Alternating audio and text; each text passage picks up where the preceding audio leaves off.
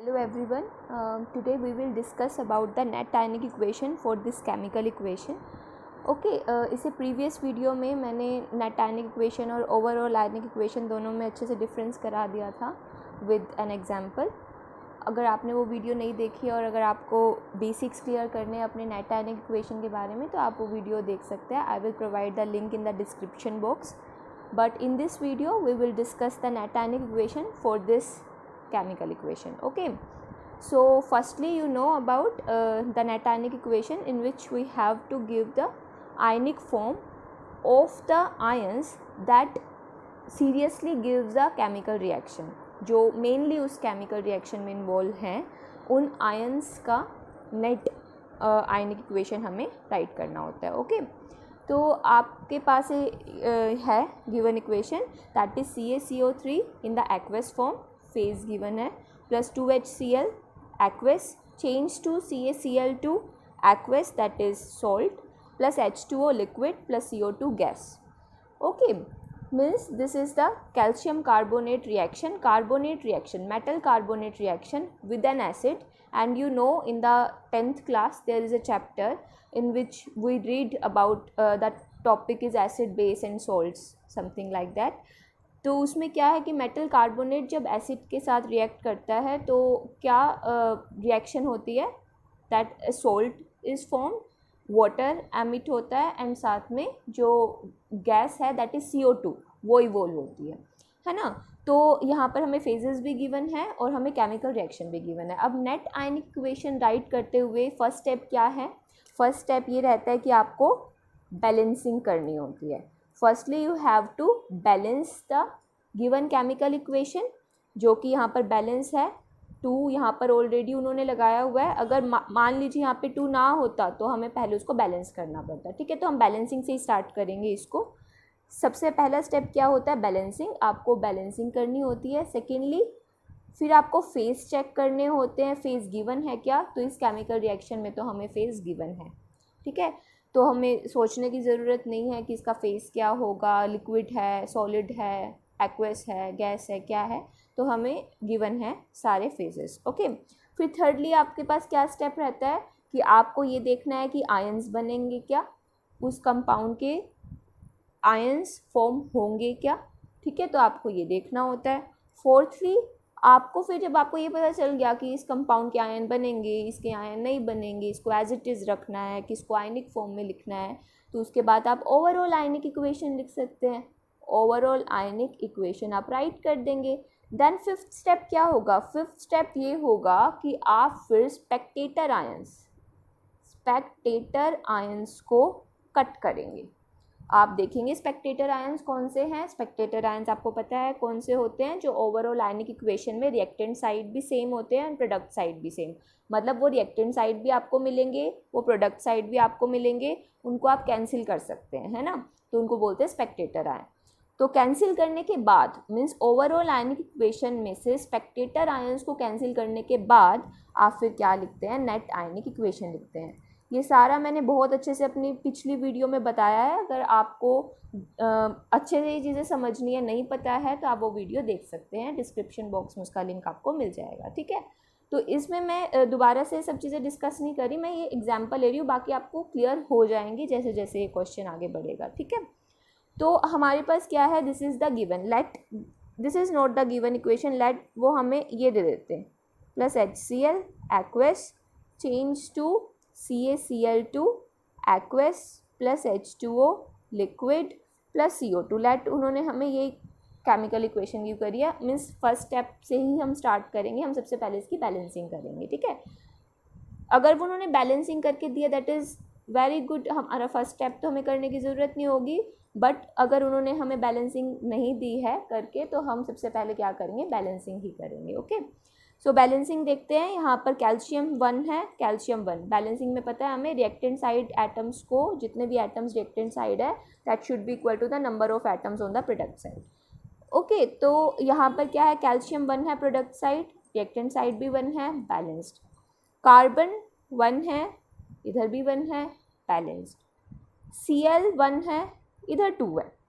Cl यहाँ पर 1 है, इधर 2 है, तो हम स्टोइकियोमेट्रिक कोफिशिएंट में क्या कर देंगे, 2 कर देंगे। पता है आपको स्टोइकियोमेट्रिक कोफिशिएंट चेंज कर सकते हैं, कर दिया, ठीक है। उसके बाद अब आप देखिए ऑक्सीजन यहाँ पर 3 है, यहाँ पे 2 + 1, यहाँ पर भी 3 है, बैलेंस। अब हाइड्रोजन, हाइड्रोजन अब यहाँ 2 लगाने के बाद स्टोइकियोमेट्रिक कोफिशिएंट चेंज करने के बाद 2 हो गए हाइड्रोजन, इधर भी 2 है, तो this reaction is balanced now, ठीक है। सारे एटम्स, जितने भी number of atoms product reactant side थे, वो अब प्रोडक्ट साइड जितने भी एटम्स हैं उनकी इक्वल हो गए हैं, so the reaction is balanced now. So first step we have completed, balancing हो गया। Now you have to see the phases, yes they have given the phases, so we have phases with us. तो first जो compound है carbonate, metal carbonate, that is aqueous, means this is in the solution form. HCl is in the solution form because this is the aqueous and aqueous stand for solution. You know about that. CaCl2, that is a salt solution. ठीक है. H2O, that is a solvent and that is in the liquid form. H2O is a solvent and that is in the its liquid form. CO2 is a gas, so in the gaseous state we have written the CO2. Okay. So what we have to do now, phases we have checked very clearly. Now you have to know the ions, the given compound will form its ions or not. Okay, so now we have to think about CaCO3 aqueous. You know CaCO3 is a good metal carbonate and it will form its ions in the solution. Ca2 positive and CO3 2 negative. Calcium 2 positive में और carbonate 2 negative में it will break.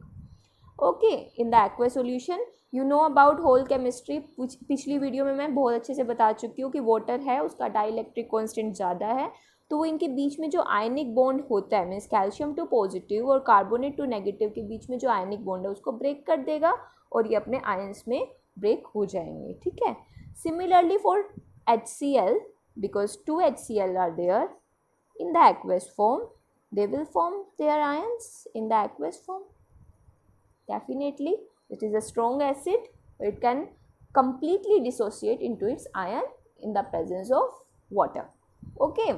Now the second one is the CaCl2. This is a salt solution, and you know it can also dissociate into its ions in the presence of water.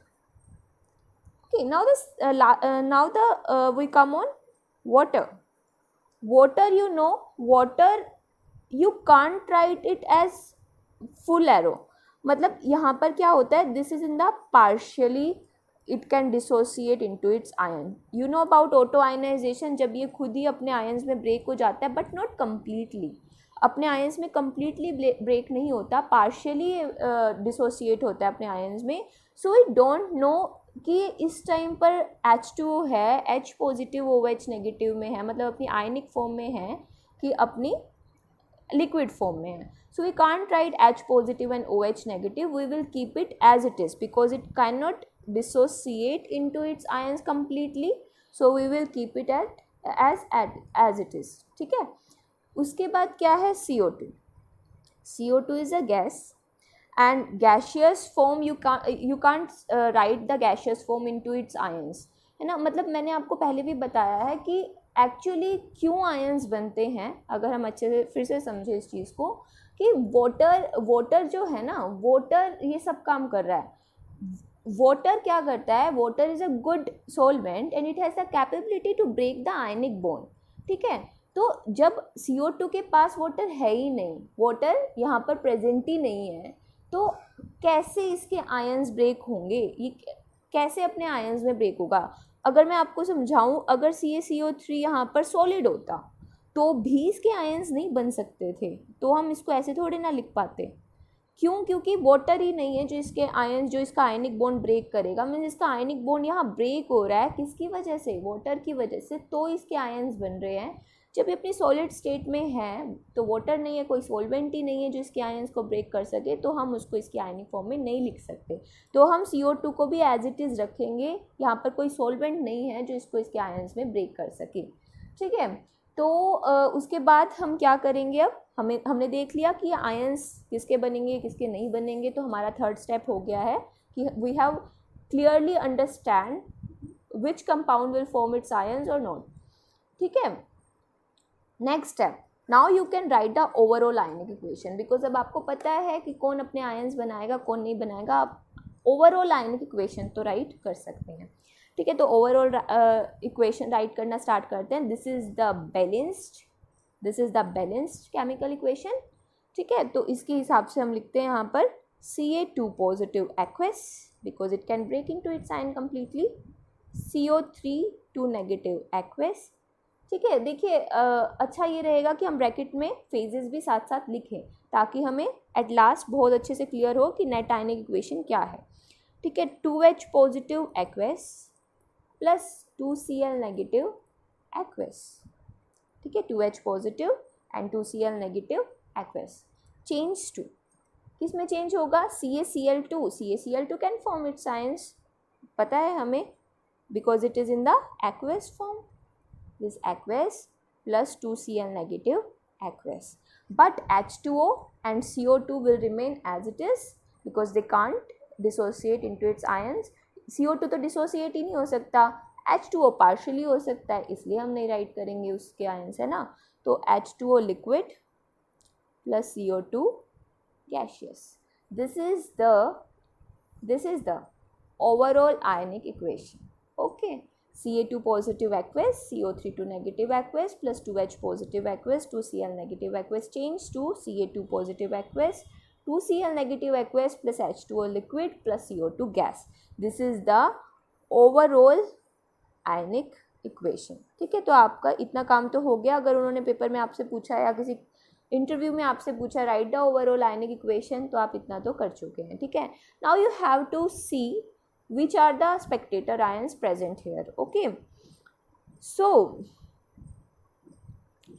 कौन कौन से Spectator ions यहाँ पर है? Ca2 positive आपको product side भी दिख रहा है, रिएक्टेंट साइड भी दिख रहा है। ठीक है, तो एक तो ये है स्पेक्टेटर आयन। नेक्स्ट कौन सा स्पेक्टेटर आयन? 2Cl नेगेटिव है, 2Cl नेगेटिव है, ये भी स्पेक्टेटर आयंस है। मीन्स जो रिएक्टेंट साइड भी है जो प्रोडक्ट साइड भी है उनको क्या बोलते हैं? Spectator ions. Okay, now CO3 2 negative है, इधर नहीं है, 2H पॉजिटिव है रिएक्टेंट साइड, इधर नहीं है। तो स्पेक्टेटर आयंस कौन से हुए? स्पेक्टेटर आयंस हैं Ca2 positive and 2Cl negative. ठीक है, तो कैंसिल कर दें इसको क्योंकि हमें नेट आयनिक इक्वेशन लिखनी है। ये कैंसिल हो सकते हैं क्योंकि ये रिएक्टेंट तरफ भी है, ये प्रोडक्ट तरफ भी है, तो हम इन सबको कैंसिल कर सकते हैं। Now the remaining part is this is the aqueous, 2H positive, this is the aqueous and change to क्या बचा इधर? H2O liquid plus CO2 gas. ठीक है, इन द गैसियस स्टेट। तो this is the net ionic equation. ये क्या आई हमारे पास? Net ionic equation. Means overall ionic equation में स्पेक्टेटर आयंस को कट करने के बाद जितना भी पार्ट लेफ्ट रह जाता है उसको हम राइट करते हैं with their phases, that is called the net ionic equation. This is the net ionic equation. तो अब आपको समझ में आया कैसे करना है हमें? सबसे पहले करनी है बैलेंसिंग, फिर करना है फेजेस, फिर आयंस देखोगे उस फेज में उस कंपाउंड के आयंस बनेंगे क्या, फिर ओवरऑल आयनिक इक्वेशन राइट करनी है। ओवरऑल आयनिक इक्वेशन में से स्पेक्टेटर आयंस को कैंसिल करना है। What are the spectator ions? Spectator ions are the ions which do not participate in the net ionic equation, which do not participate in the net ionic equation, but they are present in the overall ionic equation, and because they are present on the reactant side as well as on the product side, they can cancel with each other, and thus after cancellation the rest part when we write it, that is called the net ionic equation. Okay, तो spectator ions आपने देखने हैं, उनको cancel करना है and then write your net ionic equation. So this was the whole thing. I think आपको अच्छे से समझ में आ गया है ये। और भी बहुत सारे एग्जाम्पल्स हैं जिनको हम करेंगे। तो ये एक अच्छा एग्जाम्पल था बिकॉज इसमें दो ऐसे फेजेस थे जिनके बारे में आपको बहुत अच्छे से सोचना था कि हमें उनकी आयनिक फॉर्म में उनको राइट करना है कि नहीं करना, और हमने क्यों उनको एज इट इज़ रखा है उसका रीज़न भी मैंने आपको अच्छे से बता दिया है। आई होप आपको ये सब अच्छे से समझ में आ गया है, और आपको ये वीडियो अगर अच्छी लगी है, यूज़फुल लगी है, तो प्लीज़ लाइक करें इस वीडियो को and subscribe to my channel. Thank you for watching.